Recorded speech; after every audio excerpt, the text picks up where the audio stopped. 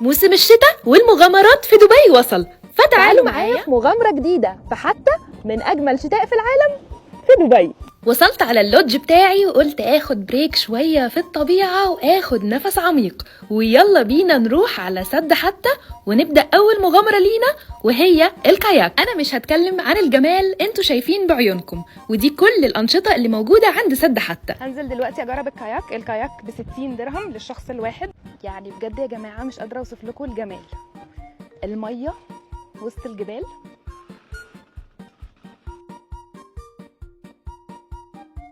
ويلا بينا نجهز، لبست اللايف جاكيت ويلا بينا نروح على طول ننزل في المية. It's not small for me.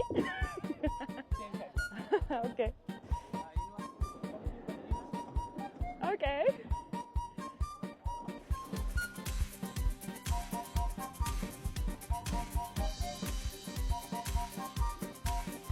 بجد بس راحة نفسية، راحة نفسية. احنا عملنا كاياك لمسافة طويلة جدا، ما كنتش متخيلة ان هو المكان كبير قوي كده بصراحة. انا اول مرة اجربها. ويلا بينا نرجع على حتى وادي هب. ويلا بينا على اكتيفيتي تاني في حتى. هعمل الزيب لاين المفضلة الى قلبي دائما. جماعة عارفين انا لو فضلت في المكان ده اسبوع مثلا هرجع انسان جديد. المكان بيخليك تعمل رياضة، هوا طبيعي، مناظر طبيعية، واهم حاجة الرياضة. انا دلوقتي رايحة اعمل الزيب لاين هناك. فانا هطلع الى هناك ونتزحلق الى هناك. حماس حماس حماس، ويلا بينا نجهز علشان نعمل الزيب لاين. الله خلاص بقى، خلاص انا طويلة بس مش كده يعني.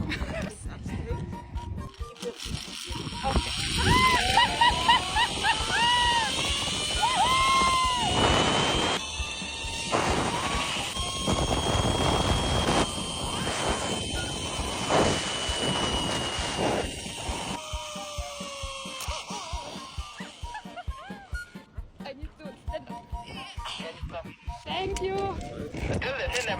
في قمة السعادة، أنا ودوني أماكن ورموني منها هتلاقوني مبسوطة، يعني بغير المود بتاعي كده. وفعالياتنا واجواءنا في حتى لسه ما خلصتش. يلا بينا نروح على بحيرة ليم ونستمتع هناك بالغروب، وهتلاقوا هناك كمان محلات كتيرة واماكن كتيرة تقدروا تاخدوا منها اكل غير الوركشوبس والانشطة. وحان الان موعد الشواء على ضي القمر مع سوسو، وكده اول يوم لينا في حتى خلص، ويلا بينا على تاني يوم. تجربة جديدة النهاردة عند سد حتى. أنا أدمنت خلاص الموضوع، بس النهاردة مع سارة هنركب الدونت. يلا بينا. Oh my god. I need someone to balance. وهنا كنت باخد الانستراكشنز، وبصراحة دي ما كانتش أول مرة. وبصراحة بعد شوية محاولات الحمد لله الموضوع ظبط، ودلوقتي معاكم الكابتن سارة. وزي ما انتوا شايفين سارة كانت مستمتعة جدا بالأجواء، ويلا بينا على تجربة جديدة، خليكم معايا. تجربة جديدة من وادي حتى. هنعمل تيوب سلايد، هنسلايد كل ده لتحت، ومعايا سارة وصوفيا.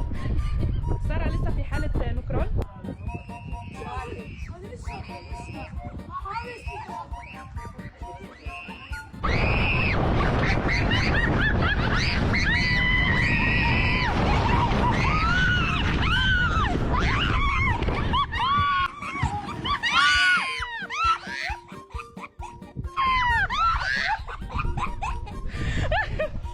سارة اديني هاي فايف، مش هسيبك.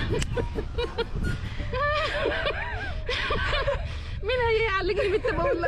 بصراحة يا سارة من موقعي هذا عايزة أقولك عاش جدا على أول تجربة لي. وهنا كده خلص يومنا وخلصت رحلتنا في حتى.